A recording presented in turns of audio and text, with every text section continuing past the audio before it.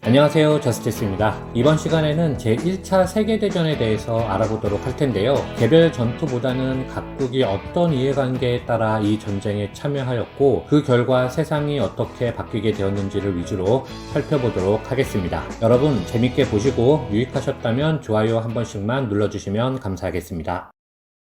1914년 6월 28일 일요일, 사라예보 하늘은 구름 한 점 없이 맑았습니다. 그런데 갑자기 총소리가 들렸고 승용차 한 대가 멈춰섰습니다. 그리고 오스트리아 황태자 페르디난트와 아내 조세핀이 쓰러졌죠. 총을 쏜 사람은 19살 세르비아계 보스니아 청년 가브릴로 프린시프였습니다. 황태자 부부는 15분 후 사망하였고 프린시프는 곧 붙잡혔습니다. 이것이 사라예보 사건입니다.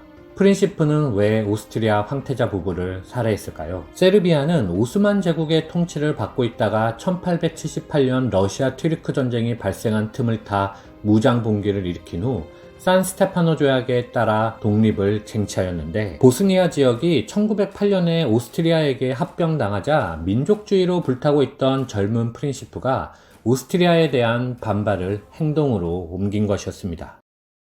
사라예보 사건이 일어난 때 유럽은 크게 보아 두 세력으로 나뉘어 있었고 그 둘이 날카롭게 마주친 곳은 바로 유럽의 화약고 발칸반도였습니다. 먼저 오스트리아는 1867년에 헝가리와 이중제국을 만들고 합스부르크의 영광을 재현하려는 야심을 가지고 있었는데, 그렇게 하기 위해서는 무엇보다도 동유럽에서 러시아를 중심으로 꿈틀거리던 범슬라브주의를 경계하여야 했습니다. 이런 시기에 자국의 황태자가 세르비아 민족주의자에게 살해당하자 오스트리아는 이를 세르비아 왕국과 범슬라브주의자들의 소행으로 단정하고 보복을 천명하였죠. 당연히 러시아는 오스트리아를 비난하였습니다. 오스트리아가 세르비아를 침략하도록 내버려 둔다면 본인들이 발칸반도를 손에 넣으려 쏟아부은 공이 날아갈 것이기 때문이었죠. 반면에 독일 제국은 프랑스를 견제하기 위하여 오스트리아, 이탈리아와 함께 삼국 동맹을 맺고 있었을 뿐만 아니라 크게 보면 같은 민족이라 할 수 있는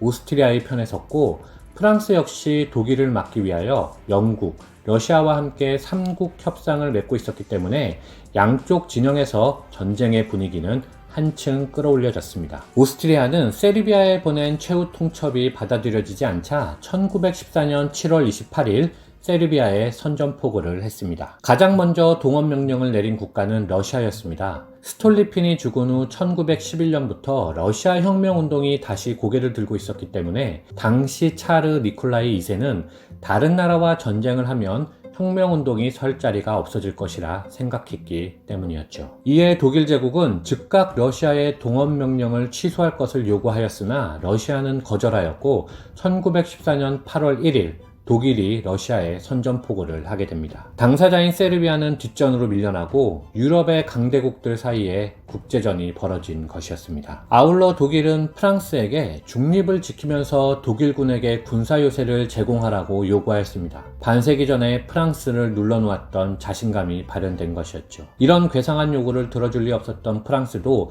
군대를 동원하였고, 독일은 기다렸다는 듯이 프랑스 국경을 넘어 벨기에와 룩셈부르크를 쳐들어갔습니다. 이에 영국은 독일이 중립국인 벨기에를 침략했다는 구실로 전쟁에 참여하게 되죠. 산업혁명을 거치면서 과학기술이 눈부시게 발전한 유럽은 짧은 시간에 최대한 많은 사람들을 죽일 수 있는 살인무기도 눈부시게 발전시켰습니다. 대량 학살이 발생한 몇 가지 전투를 살펴보면 1914년 8월 발트해 근처 러시아와 독일군 간에 벌어진 탄넨베르크 전투에서 3일 만에 러시아군은 3만 명의 사망자와 9만 명의 포로가 생겼고, 1914년 9월 프랑스 마른강 지역에서 벌어진 마른 전투에서 독일과 프랑스는 서로 엄청난 양의 포탄과 총알을 퍼부었는데 그 양이 러일 전쟁에서 쓰여진 것과 맞먹을 정도였다고 하며 양측 모두 20만 명 이상의 사상자를 발생시켰습니다. 또한 1915년 2월 이스탄불 남쪽에 위치한 갈리폴리 반도에서 벌어진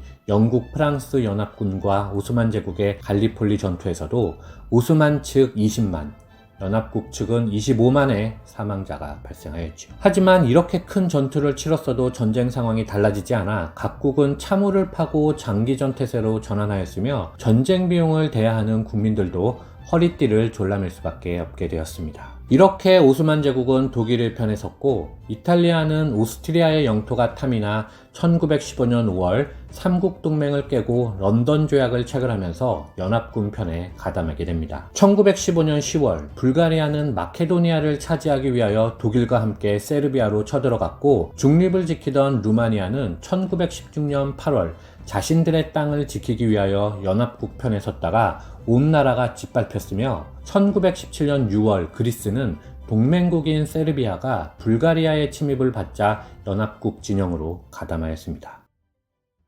오스만 제국이 지배하고 있던 아라비아 반도는 1915년 10월 오스만 제국으로부터 해방시켜주겠다는 영국의 맹마은 서한을 믿고 전쟁에 뛰어들었습니다. 영국의 식민지였던 인도 역시 전쟁을 도와주면 독립을 시켜주겠다는 약속을 믿고 영국을 돕게 되지요. 하지만 영국은 아랍이나 인도와의 약속은 지키지 않았습니다. 아시아도 마찬가지였습니다. 일본은 메이지 유신에 성공한 후 청일전쟁, 영일동맹, 가스라테프트미랴, 러일전쟁 등의 일련의 과정을 거쳐 조선을 집어삼켰는데 여기서 만족하지 않고 영일동맹을 앞세워 1914년 8월 독일 함대를 공격하여 괴멸시키고 중국 청도와 남태평양에서 독일이 가지고 있던 이권을 빼앗아 갔습니다. 미국만은 중립을 지키고 있었는데 1915년에 독일이 무제한 잠수함 작전을 펼쳐 미국인들이 사망하면서 반독일 정서가 형성됨과 아울러 영국이 미국을 자기 편에 세우기 위하여 1916년에 미국 정치에 큰 힘을 발휘하고 있었던 유대인 리오넬 로스차일드에게 접근하여 전비를 대주면 팔레스타인 지역에 유대인의 국가를 세워주겠다는 내용의 런던 조약을 체결하였습니다. 또한 1917년 1월에는 주 멕시코 독일 대사에게 멕시코가 미국 공격을 도와줄 경우 미국 남부 영토를 회복시켜주겠다는 침엄한 전보 사건이 발생하였지요. 이러한 일련의 과정을 거쳐서 1917년 4월에 우드로 윌슨 대통령이 의회에서 독일에 대하여 선전포고를 해야 한다는 연설을 하였고 제1차 대전에 연합국 측으로 참전하게 되었습니다. 아울러 1917년 11월에 영국의 외무장관 벨푸어가 이스라엘 건국을 약속하는 벨푸어 선언을 하였고 제2차 세계대전 후인 1948년이 되면 실제로 팔레스타인 지역에 이스라엘이 건국되는데 이것은 향후 중동 전쟁의 씨앗이 되어 아직까지도 해결하지 못한 문제로 남게 되지요. 벨푸어 편지 해석 전문은 아래와 같습니다. 1917년이 되면 제정 러시아는 만시창이가 되어 노동자 농민들이 곳곳에서 파업과 폭동을 일으켰습니다. 결국 차르에게 총뿌리를 겨누고 니콜라이 2세를 왕자에서 끌어내리며 인류 역사상 최초의 사회주의 정권이 들어서게 되지요. 제1차 세계대전 중 발생한 러시아 혁명은 저스티스 역사여행의 지난 영상을 참고하시면 좋을 것 같습니다. 러시아와 브레스트-리토프스크 조약을 체결하며 한숨 돌린 독일은 프랑스와의 서부전선에 집중하게 됩니다. 하지만 1916년 7월 프랑스 쏨 전투에서 연합국에 대표하여 큰 타격을 입게 되었고 결국 1918년 10월 독일 북부 킬 항구에서 해군이 반란을 일으켰습니다. 여기에 노동자들이 합세하여 노동자와 병사들은 평의회를 만들었고 11월에는 비렐름 2세를 퇴위시키고 독일 공화국 수립을 선포하였죠. 이렇게 하여 제1차 세계대전은 종료되게 됩니다. 이후 1919년 1월 실시한 파리 강화회의는 크고 작은 나라들의 영토 보존을 약속하는 미국 대통령 윌슨의 14개조 원칙에 입각한 이른바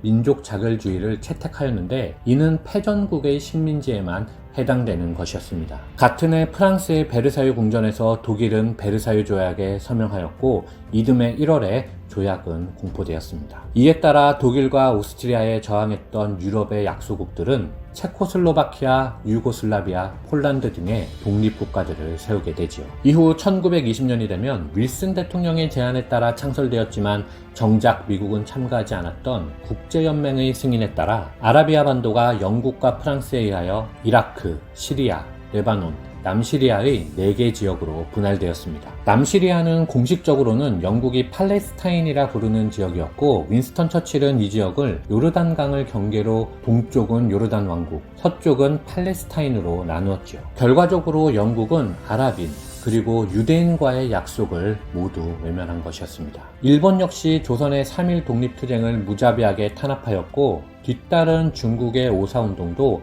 힘있게 투쟁해봤지만 소용이 없었습니다. 인도의 투쟁도 마찬가지였죠. 오스트리아 황태자가 죽은 것을 전쟁의 이유로 들기에는 너무나 엄청난 전쟁이 터진 것이었기 때문에 1차 세계대전이 발생한 좀 더 근본적인 이유에 관한 여러 견해 중 한 가지를 소개하면서 영상을 마칠까 합니다. 19세기 후반 독일이 통일을 이루고 산업혁명을 통하여 자국의 발전을 도모하는 동안 영국과 프랑스는 이미 시민혁명을 끝마치고 제국주의를 통하여 식민지 개척을 완료하였기 때문에 독일이 제국주의로 무장하고 식민지 개척에 뛰어들었을 때는 이미 차지할 땅이 얼마 남지 않았었습니다. 따라서 제1차 세계대전은 영국과 프랑스에 대적할 만큼 성장한 독일이 영국과 프랑스에게 식민지의 재분할을 요구한 전쟁이라는 것이죠. 저 역시 이 의견에 동의합니다. 이 제국주의는 경제적 측면에서 봤을 때 독점 자본주의라고도 하는데, 이 독점 자본주의 체제가 1920년대 후반 대공황을 불러오고 대공황을 극복하는 과정에서 독일이 전체주의를 이용하면서 제2차 세계대전이 발생하게 되는데요. 제2차 세계대전은 추후에 살펴보도록 하겠습니다. 시청해주셔서 감사합니다.